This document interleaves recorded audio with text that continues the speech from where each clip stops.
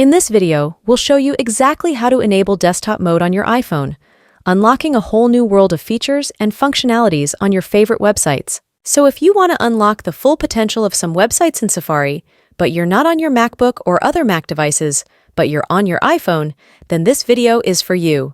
Let's open Safari on our iPhone and then go over to any website that you want. It can be a news website, it can be Google, YouTube, or whatever you want. For this video, I'm going to open youtube.com as an example, but the process is the same for other websites as well. All you have to do is to scroll up until you see the URL bar and the little A letters at the bottom left. You want to click on those letters until this menu pops up over your screen. The button that we have to click on in order to enable the desktop mode on any website on our iPhone is this Request Desktop website.